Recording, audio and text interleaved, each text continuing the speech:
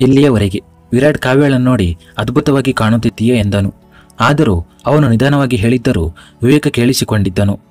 ವಿರಾಟ್ನ ಈ ರೊಮ್ಯಾಂಟಿಕ್ ಅಂದಾಜು ಇರಬಹುದು ಎಂದು ಅವನೆಂದು ಯೋಚಿಸಿರಲಿಲ್ಲ. ಜ್ಯೂಸ್ ಕುಡಿಯುತ್ತಿರುವಾಗ ಅವನಿಗೆ ಕೆಮ್ಮು ಬರುತ್ತದೆ. ಮುಂದುವರಿದ ಭಾಗ. ಅವನು ಆಶ್ಚರ್ಯದಿಂದ ವಿರಾಟ್ ಕಡೆ ನೋಡುತ್ತಾನೆ. ವಿರಾಟ್ ಇನ್ನೂ ಕಾವ್ಯಳನ್ನು ನೋಡುತ್ತಿದ್ದನು. ಕಾವ್ಯ ಅವನಿಗೆ ಕಣ್ಣು ಮಿಟುಕಿಸುತ್ತಾ ಶಟಪ್ ಎಂದು ಹೇಳುತ್ತಾಳೆ. ಹಾಗೆಯೇ ಸ್ವಲ್ಪ ಹೊತ್ತು ಮಾತನಾಡಿದ ನಂತರ ಗಹನಳನ್ನು ಕರೆಯಲಾಗುತ್ತದೆ. ತಿಳಿ ನೀಲಿ ಬಣ್ಣದ ಅನಾರ್ಕಲಿ ಶೂಟು, ಬಿಚ್ಚಿದ ಕೂದಲು, ಕಣ್ಣಿಗೆ ಕಾಡಿಗೆ, ತುಟಿಗೆ ತಿಳಿ ಲಿಪ್ಸ್ಟಿಕ್, ಕಿವಿಯಲ್ಲಿ ಡೈಮಂಡ್ನ ಇಯರ್ ರಿಂಗ್ಸ್ ಧರಿಸಿಕೊಂಡು ಅವಳು ಬಹಳ ಸುಂದರವಾಗಿ ಕಾಣುತ್ತಿದ್ದಳು. ಆದರೆ ಮುಖದ ಹೊಳಪು ಮಾಯವಾಗಿತ್ತು. ಅವಳು ಹೊರಗೆ ಬರುತ್ತಿದ್ದಂತೆ ಒಂದು ಕ್ಷಣ ವಿರಾಟ್ ಕಡೆ ನೋಡುತ್ತಾಳೆ. ಆದರೆ ವಿರಾಟ್ ಅವಳನ್ನು ನೋಡಿಯೂ ನೋಡದಂತೆ ಮಾಡುತ್ತಾನೆ. ಇದನ್ನು ನೋಡಿ ಗಹನಾಳಿಗೆ ದುಃಖವಾಗುತ್ತದೆ. ಬಹಳ ಕಷ್ಟದಿಂದ ತನ್ನನ್ನು ತಾನು ನಿಯಂತ್ರಿಸಿಕೊಂಡು ಉಷಾರವರ ಪಕ್ಕದಲ್ಲಿ ಕುಳಿತುಕೊಳ್ಳುತ್ತಾಳೆ. ಇವಳು ನನ್ನ ಮೊಮ್ಮಗಳು ಗಹನ ಸೂರ್ಯವಂಶಿ ಎಂದು ಭೂಪೇಂದ್ರರವರು ಹೇಳುತ್ತಾರೆ. ಅಜಯ್ನ ತಾಯಿ ಬಹಳ ಸುಂದರವಾಗಿದ್ದಾಳೆ, ಕೇಳಿದಂತೆಯೇ ಇದ್ದಾಳೆ ಎಂದು ಹೇಳುತ್ತಾರೆ. ಗಹನಾಳ ನೇರ ಎದುರಿಗೆ ಅಜಯ್ ಕುಳಿತಿದ್ದನು. ಅಜಯ್ನ ಕಣ್ಣುಗಳು ಗಹನಳಿಂದ ಕದಲುತ್ತಲೇ ಇರಲಿಲ್ಲ. ಆದರೆ ಗಹನ ಒಮ್ಮೆಯೂ ಅವನ ಕಡೆ ನೋಡಲಿಲ್ಲ. ಗಹನಾಳ ಹೃದಯ ಬಹಳವಾಗಿ ತಳಮಳಗೊಳ್ಳುತ್ತಿತ್ತು. ಅವಳ ಕಣ್ಣ ಮುಂದೆ ಬರೀ ಅವಿನಾಶ್ನ ಮುಖ ತಿರುಗುತ್ತಿತ್ತು. ಅವಳ ಕಣ್ಣುಗಳು ಪದೇ ಪದೇ ಒದ್ದೆಯಾಗುತ್ತಿದ್ದವು. ಅದನ್ನು ಅವಳು ಎಲ್ಲರಿಂದಲೂ ಮರೆಮಾಚುತ್ತಿದ್ದಳು. ಅಷ್ಟರಲ್ಲಿ ವಿರಾಟ್ಗೆ ಫೋನ್ ಬರುತ್ತದೆ ಮತ್ತು ಅವನು ಎಕ್ಸ್ಕ್ಯೂಸ್ ಮೀ ಎಂದು ಹೇಳಿ ಹೊರಗೆ ಹೋಗುತ್ತಾನೆ. ಭೂಪೇಂದ್ರರವರು ನೋಡಿ, ಈ ಭೇಟಿ ಮಾತುಕತೆ ಎಲ್ಲ ನೆಪವಾಗಿತ್ತು. ಉಳಿದಂತೆ ಈ ಸಂಬಂಧ ಎಂದು ಮಾತನಾಡುತ್ತಿದ್ದಾಗಲೇ ವಿರಾಟ್ ಒಳಗೆ ಬರುತ್ತಾ, ಇಲ್ಲ ತಾತ, ಈ ಸಂಬಂಧ ಸಾಧ್ಯವಿಲ್ಲ ಎಂದು ಹೇಳುತ್ತಾನೆ. ಇದನ್ನು ಕೇಳಿದ ತಕ್ಷಣ ಎಲ್ಲರೂ ಆಶ್ಚರ್ಯದಿಂದ ವಿರಾಟ್ನ ಕಡೆ ನೋಡುತ್ತಾರೆ. ಭೂಪೇಂದ್ರರವರು, ಇದು ಏನು ತಮಾಷೆ ವಿರಾಟ್ ಎಂದು ಕೇಳುತ್ತಾರೆ. ಅದು ತಮಾಷೆ ಅಲ್ಲ ತಾತ, ಬನ್ನಿ ಒಳಗೆ. ಅವನು ಹೀಗೆ ಹೇಳುತ್ತಿದ್ದಂತೆ ಒಬ್ಬ ಹುಡುಗಿ ಒಳಗೆ ಬರುತ್ತಾಳೆ. ಅವಳನ್ನು ನೋಡಿದ ಕೂಡಲೇ ಅಜಯ್ ಬೆಚ್ಚಿ ಬೀಳುತ್ತಾನೆ. ಎಲ್ಲರೂ ತಮ್ಮ ತಮ್ಮ ಜಾಗದಿಂದ ಎದ್ದು ನಿಲ್ಲುತ್ತಾರೆ. ಯಾರಿವಳು ವಿರಾಟ್ ಎಂದು ಉಷಾರವರು ಕೇಳುತ್ತಾರೆ. ಅಮ್ಮ, ಇದು ಅಜಯ್ ಹೇಳಬೇಕು.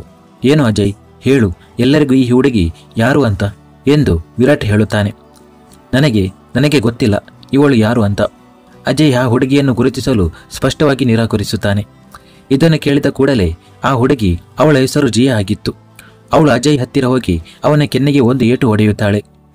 ಹಾಗಾದರೆ ನೀನು ನನ್ನನ್ನು ಗುರುತಿಸುವುದಿಲ್ಲವೇ? ಹಾಗಾದರೆ ಈ ಫೋಟೋಗಳನ್ನು ಕೂಡ ನೀನು ಗುರುತಿಸುವುದಿಲ್ಲ ಬಿಡು. ಅವಳು ತನ್ನ ಪರ್ಸ್ನಿಂದ ಕೆಲವು ಫೋಟೋಗಳನ್ನು ತೆಗೆದು ಅವನ ಮುಖಕ್ಕೆ ಎಸೆಯುತ್ತಾಳೆ. ಎಲ್ಲರೂ ಈ ಫೋಟೋಗಳನ್ನು ನೋಡುತ್ತಾರೆ. ಅದರಲ್ಲಿ ಅಜಯ್ ಮತ್ತು ಜಿಯಾ ದೇವಸ್ಥಾನದಲ್ಲಿ ಮದುವೆಯಾಗಿರುವ ಫೋಟೋಗಳಿದ್ದವು. ಇದೆಲ್ಲ ಏನು ಅಜಯ್ ಎಂದು ಅವನ ತಂದೆ ಕೂಗುತ್ತಾರೆ. ಇದೇ ಸತ್ಯ ಅಂಕಲ್. 2 ತಿಂಗಳ ಹಿಂದೆ ಅಜಯ್ ಜಿಯಾಳನ್ನು ಮದುವೆಯಾಗಿ ಬೇರೆ ಫ್ಲಾಟ್ ತೆಗೆದುಕೊಂಡು ನಿಮಗೆಲ್ಲ ತಿಳಿಸದೆ ಅವಳ ಜೊತೆ ವಾಸಿಸುತ್ತಿದ್ದ ಮತ್ತು ಈಗ ನಿಮ್ಮ ಮಾತಿನಂತೆ ನನ್ನ ತಂಗಿಯ ಜೀವನ ಹಾಳು ಮಾಡಲು ಹೊರಟಿದ್ದಾನೆ ಎಂದು ವಿರಾಟ್ ಹೇಳುತ್ತಾನೆ. ಅಜಯ್, ಇದೇನಿದು? ಇಷ್ಟೊಂದು ದೊಡ್ಡ ವಿಷಯವನ್ನು ನಮ್ಮಿಂದ ಮುಚ್ಚಿಟ್ಟಿದ್ದೀಯಾ? ನಾಚಿಕೆಗೇಡಿತನಕ್ಕೂ ಒಂದು ಮಿತಿ ಇರಬೇಕು. ಒಂದು ಹುಡುಗಿಗೆ ಮೋಸ ಮಾಡುತ್ತಿದ್ದ ನಿನಗೆ ನಾಚಿಕೆ ಆಗಲಿಲ್ಲವೇ ಎಂದು ಹೇಳುತ್ತಾರೆ. ನನ್ನನ್ನು ಕ್ಷಮಿಸಿಬಿಡಿಯಪ್ಪ ಎಂದು ಅಜಯ್ ಹೇಳುತ್ತಾನೆ. ಅಜಯ್, ನೀನು ಕ್ಷಮೆ ಕೇಳಬೇಕಾಗಿರುವುದು ನಮ್ಮನ್ನಲ್ಲ, ಈ ಹುಡುಗಿಯನ್ನು. ಭೂಪೇಂದ್ರರವರೇ, ನಮ್ಮನ್ನು ಕ್ಷಮಿಸಿಬಿಡಿ. ಅವರು ಅವರ ಮುಂದೆ ಕೈ ಮುಗಿದು ಹೇಳುತ್ತಾರೆ ಮತ್ತು ನಂತರ ತಮ್ಮ ಹೆಂಡತಿಯೊಂದಿಗೆ ಅಲ್ಲಿಂದ ಹೊರಟು ಹೋಗುತ್ತಾರೆ. ಜಿಯಾ ವಿರಾಟ್ ಹತ್ತಿರ ಹೋಗಿ, ಥ್ಯಾಂಕ್ಸ್ ಅಣ್ಣ, ಇಂದು ನೀನು ನನ್ನ ಜೀವನ ಉಳಿಸಿದೆ ಮತ್ತು ಈ ನೀಚ ಮನುಷ್ಯನ ಸತ್ಯವನ್ನು ನನ್ನ ಮುಂದೆ ತಂದೆ. ಆನಂತರ ಅವಳು ಅಜಯ್ ಮುಂದೆ ಹೋಗಿ ತನ್ನ ಕುತ್ತಿಗೆಯಲ್ಲಿದ್ದ ಮಂಗಳಸೂತ್ರವನ್ನು ತೆಗೆದು ಅವನ ಕೈಗೆ ಕೊಡುತ್ತಾಳೆ. ನಿನ್ನಂತಹ ಮೋಸಗಾರನ ಜೊತೆ ನನಗೆ ಯಾವುದೇ ಸಂಬಂಧ ಬೇಡ. ಹೀಗೆ ಹೇಳಿ ಅವಳು ಕೂಡ ಅಲ್ಲಿಂದ ಹೊರಟು ಹೋಗುತ್ತಾಳೆ. ಅಜಯ್ ಕೂಡ ಅವಳ ಹಿಂದೆ ಹೋಗುತ್ತಾನೆ.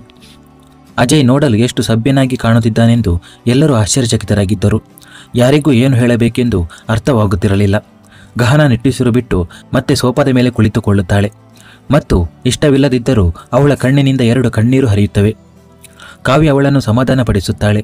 ಆಮೇಲೆ ಅಳುವುದಕ್ಕಿಂತ ಮೊದಲೇ ಅತ್ತಿದ್ದು ಒಳ್ಳೆಯದಾಯಿತು ಮತ್ತು ಹೇಗಿದ್ದರೂ ಆ ಹುಡುಗ ನಿನ್ನ ಮುಂದೆ ಏನೂ ಇರಲಿಲ್ಲ. ಹಾಗಾಗಿ ನಿನ್ನ ಅಮೂಲ್ಯವಾದ ಕಣ್ಣೀರನ್ನು ಹೀಗೆ ವ್ಯರ್ಥ ಮಾಡಬೇಡ. ಅವಳು ಬಹಳ ಪ್ರೀತಿಯಿಂದ ಅವಳಿಗೆ ಅರ್ಥವಾಗುವಂತೆ ಹೇಳುತ್ತಾಳೆ. ವಿರಾಟ್ ಕೂಡ ಅವಳ ಹತ್ತಿರ ಹೋಗುತ್ತಾ, ಮತ್ತು ಹೇಗಿದ್ದರೂ ನನ್ನ ಮುದ್ದಿನ ತಂಗಿಗೆ ಈ ಹುಡುಗ ಇಷ್ಟವಿರಲಿಲ್ಲ ಅಲ್ವಾ ಎನ್ನುತ್ತಾನೆ. ಇದನ್ನು ಕೇಳಿದ ಕೂಡಲೇ ಗಹನ ತಕ್ಷಣ ವಿರಾಟ್ನ ಎದೆಗೆ ಅಪ್ಪಳಿಸುತ್ತಾಳೆ. ಅಣ್ಣ ಎನ್ನುತ್ತಾಳೆ. ಅರೆ ಹುಚ್ಚಿ, ನಾನು ನಿನ್ನನ್ನು ಸುಮ್ಮನೆ ಕೆಣಕುತ್ತಿದ್ದೆ. ನನ್ನ ತಂಗಿಗೆ ಏನಾದರೂ ತಪ್ಪು ಆಗಲು ನಾನು ಹೇಗೆ ಬಿಡಲಿ?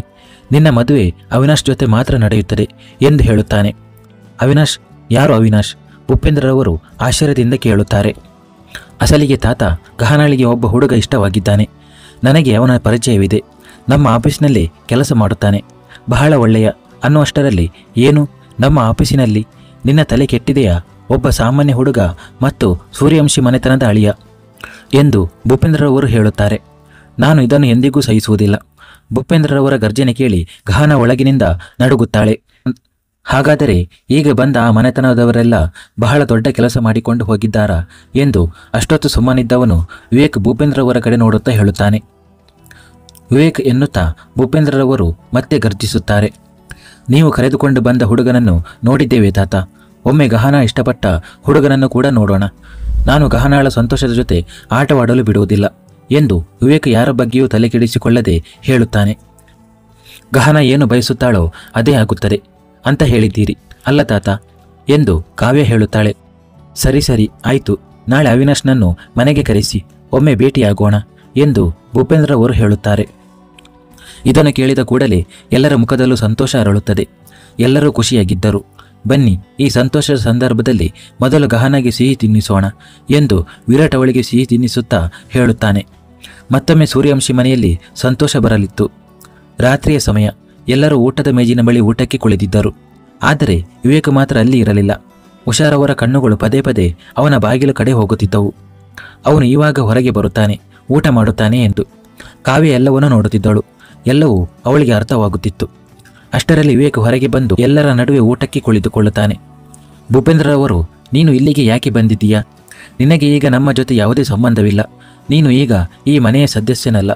ನಿನ್ನ ಮುಖ ನೋಡಿದರೆ ಕಾವ್ಯ ಸೊಸೆಗೆ ಎಷ್ಟು ನೋವಾಗುತ್ತದೋ ಗೊತ್ತಿಲ್ಲ. ಇಲ್ಲಿಂದ ಹೊರಟು ಹೋಗು. ನಿನ್ನ ಊಟವನ್ನು ನಿನ್ನ ಕೋಣೆಗೆ ಕಳುಹಿಸುತ್ತೇವೆ ಎಂದು ಹೇಳುತ್ತಾರೆ. ಇದನ್ನು ಕೇಳಿದ ಕೂಡಲೇ ವಿವೇಕ್ ಅಲ್ಲಿಂದ ಎದ್ದು ಹೋಗಲು ಪ್ರಾರಂಭಿಸುತ್ತಾನೆ. ಕಾವ್ಯ ಮಧ್ಯದಲ್ಲಿಯೇ, ಒಂದು ನಿಮಿಷ ವಿವೇಕ್, ನೀವು ಎಲ್ಲಿಗೂ ಹೋಗಬೇಕಾಗಿಲ್ಲ ಎಂದು ಹೇಳುತ್ತಾಳೆ. ಎಲ್ಲರೂ ಕಾವ್ಯ ಕಡೆಗೆ ಆಶ್ಚರ್ಯದಿಂದ ನೋಡುತ್ತಾರೆ. ಅದರಲ್ಲೂ ವಿವೇಕ್ ಕೂಡ. ಕಾವ್ಯ, ಇದು ನೀನು ಎನ್ನುತ್ತಾರೆ. ಇಲ್ಲ ತಾತ, ನನಗೆ ಹೇಳಲು ಬಿಡಿ. ಮತ್ತು ನೀವು ಹೇಳಿದ್ರಿ ಇವನ ಮುಖ ನೋಡಿದರೆ ನನಗೆ ನೋವು ಆಗುತ್ತದೆ ಅಂತ.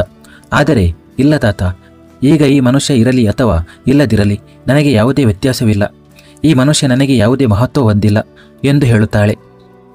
ವಿವೇಕ್ ತನ್ನ ಕಣ್ಣುಗಳನ್ನು ತಗ್ಗಿಸಿಕೊಳ್ಳುತ್ತಾನೆ. ಒಂದು ಮಾತು ಹೇಳಲು ಬಯಸುತ್ತೇನೆ ವಿವೇಕ್. ನೀವು ಇಲ್ಲಿ ಇರಿ ಅಥವಾ ಇಲ್ಲದಿರಿ, ಇದು ನಿಮ್ಮ ಸ್ವಂತ ಮನೆ, ನಿಮ್ಮ ಸ್ವಂತ ನಿರ್ಧಾರ.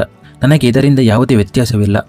ನಿಮ್ಮನ್ನು ಬಿಟ್ಟು ನಾನು ನನ್ನ ಜೀವನದಲ್ಲಿ ಬಹಳ ಮುಂದೆ ಸಾಗಿದ್ದೇನೆ ಮತ್ತು ನನ್ನ ಗಂಡನೊಂದಿಗೆ ಬಹಳ ಸಂತೋಷವಾಗಿದ್ದೇನೆ. ಮತ್ತು ನಿಮ್ಮ ಕ್ಷಮೆಯ ವಿಷಯಕ್ಕೆ ಬಂದರೆ, ನೀವು ಮದುವೆಗೂ ಮುಂಚೆಯೇ ನಿಮ್ಮ ನಿಜವಾದ ಮುಖವನ್ನು ತೋರಿಸಿದ್ದೀರಿ ಮತ್ತು ನನ್ನನ್ನು ಬಿಟ್ಟು ಹೋದ್ರಿ ಎಂಬ ಸಂತೋಷ ನನಗಿದೆ. ಇಲ್ಲದಿದ್ದರೆ ನೀವು ಮದುವೆಯ ನಂತರವೂ ನನ್ನನ್ನು ಬಿಟ್ಟು ಹೋಗಬಹುದಿತ್ತು.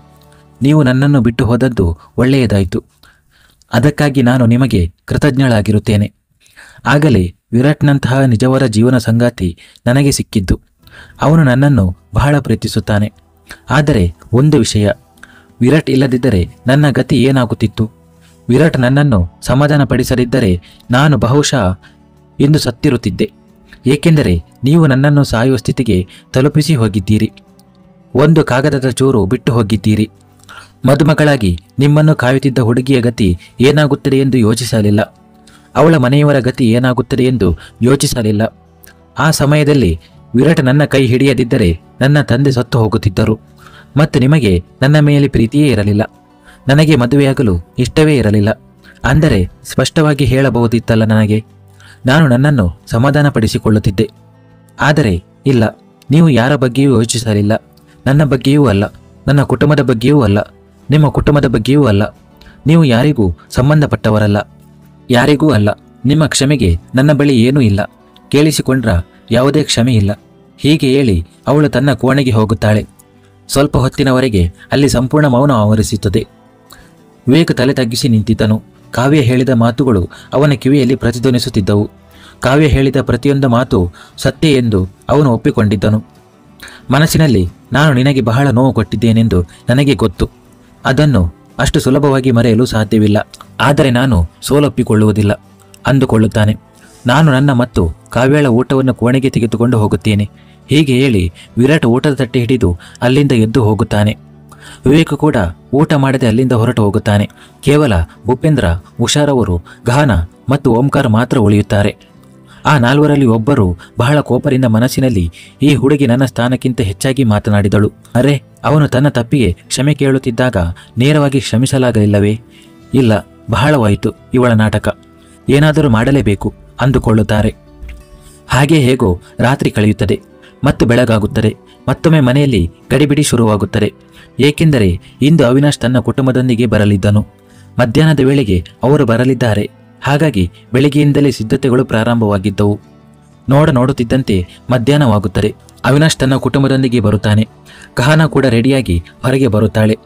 ಗುಲಾಬಿ ಬಣ್ಣದ ಸೀರೆಯಲ್ಲಿ ಅವಳು ಬಹಳ ಸುಂದರವಾಗಿ ಕಾಣುತ್ತಿದ್ದಳು ಮತ್ತು ಮುಖ್ಯವಾಗಿ ಅವಳು ಸಂತೋಷವಾಗಿದ್ದಳು, ಬಹಳ ಸಂತೋಷವಾಗಿದ್ದಳು. ಮಾತುಕತೆ ನಡೆಯುತ್ತದೆ. ಎಲ್ಲರಿಗೂ ಅವಿನಾಶ್ ಬಹಳ ಇಷ್ಟವಾಗುತ್ತಾನೆ. ಸ್ವಲ್ಪ ಹೊತ್ತಿನಲ್ಲೇ ಮದುವೆ ನಿಶ್ಚಯವಾಗುತ್ತದೆ. ಏಕೆಂದರೆ ಗಹನಳ ಸಂತೋಷವೇ ಮುಖ್ಯವಾಗಿತ್ತು. ಹಾಗಾದರೆ ನಿಶ್ಚಿತಾರ್ಥದ ದಿನಾಂಕ ನಿಗದಿಪಡಿಸೋಣವೇ ಎಂದು ಕಾವ್ಯ ಹೇಳುತ್ತಾಳೆ. ಒಂದು ನಿಮಿಷ, ನೀವು ದೊಡ್ಡ ನಿರ್ಧಾರ ತೆಗೆದುಕೊಳ್ಳುವ ಮೊದಲು ನಾನು ಏನಾದರೂ ಹೇಳಲು ಬಯಸುತ್ತೇನೆ ಎಂದು ಅವಿನಾಶ್ ತನ್ನ ಮಾತನ್ನು ಹೇಳುತ್ತಾನೆ. ನೋಡಿ, ನಾನು ಗಹನಳನ್ನು ಬಹಳ ಪ್ರೀತಿಸುತ್ತೇನೆ. ಜಗತ್ತಿನ ಎಲ್ಲ ಸಂತೋಷವನ್ನು ತಂದು ಅವಳ ಪಾದದ ಬಳಿ ಇಡಲು ಬಯಸುತ್ತೇನೆ. ಆದರೆ ಒಂದು ಸತ್ಯವೆಂದರೆ, ನನ್ನ ಆಸ್ತಿ ನಿಮ್ಮ ಮುಂದೆ ಏನೂ ಅಲ್ಲ. ನಾನು ನನ್ನ ಸ್ವಂತ ಬಲದಿಂದ ಏನಾದರೂ ಸಾಧಿಸಲು ಬಯಸುತ್ತೇನೆ. ಅದಕ್ಕಾಗಿಯೇ ನಿಶ್ಚಿತಾರ್ಥದ ನಂತರ ನನಗೆ ಏನಾದರೂ ಸಾಧಿಸಲು ಸ್ವಲ್ಪ ಸಮಯ ಬೇಕು. ಅದರ ನಂತರವೇ ನಾನು ಮದುವೆಯಾಗುತ್ತೇನೆ ಎಂದು ಬಹಳ ಸರಳವಾಗಿ ಅವಿನಾಶ್ ತನ್ನ ಮಾತನ್ನು ಹೇಳುತ್ತಾನೆ. ಮಗ, ನೀನು ಹೃದಯ ಗೆದ್ದೆ ಎಂದು ಉಪೇಂದ್ರರವರು ಅವನನ್ನು ಅಪ್ಪಿಕೊಳ್ಳುತ್ತಾ ಹೇಳುತ್ತಾರೆ. ನೀನು ಏನು ಆಗಲು ಬಯಸುತ್ತೀಯೋ ಆಗು, ಆದರೆ ನಿಶ್ಚಿತಾರ್ಥವನ್ನು ನಾವು ಬೇಗನೆ ಮಾಡುತ್ತೇವೆ ಎಂದು ಹೇಳುತ್ತಾರೆ. ಸರಿ, ಎಲ್ಲವೂ ನಿರ್ಧಾರವಾಗುತ್ತದೆ. 2 ದಿನಗಳ ನಂತರ ನಿಶ್ಚಿತಾರ್ಥಕ್ಕೆ ಶುಭ ಮುಹೂರ್ತವಿದೆ. ಗಹನ ಮತ್ತು ಅವಿನಾಶ್ ಬಹಳ ಸಂತೋಷವಾಗಿದ್ದರು ಮತ್ತು ಅವರಿಬ್ಬರು ಸಂತೋಷವಾಗಿರುವುದನ್ನು ನೋಡಿ ವಿರಾಟ್ ಮತ್ತು ಕಾವ್ಯ ಕೂಡ ಬಹಳ ಸಂತೋಷವಾಗಿದ್ದರು. ಮತ್ತೊಂದೆಡೆ ತಪ್ಪಾದ ಔಷಧಿಗಳ ಅಡ್ಡ ಪರಿಣಾಮಗಳು ಈಗ ವರ್ಷಳ ದೇಹದಲ್ಲಿ ಕಾಣಿಸಿಕೊಳ್ಳಲು ಪ್ರಾರಂಭಿಸಿದ್ದವು. ರಾತ್ರಿಯಿಡೀ ಅವಳು ಮಲಗಲು ಸಾಧ್ಯವಾಗುತ್ತಿರಲಿಲ್ಲ ಮತ್ತು ಅವಳಿಗೆ ಪ್ರತಿ ಕ್ಷಣವೂ ತಳಮಳವಾಗುತ್ತಿತ್ತು. ವರ್ಷ ತನ್ನ ನೋವನ್ನು ಯಾರೊಂದಿಗೂ ಹೇಳಿಕೊಳ್ಳುತ್ತಿರಲಿಲ್ಲ. ಆದರೆ ರಾಘವ್ ಎಲ್ಲವನ್ನೂ ಅರ್ಥ ಮಾಡಿಕೊಳ್ಳುತ್ತಿದ್ದನು.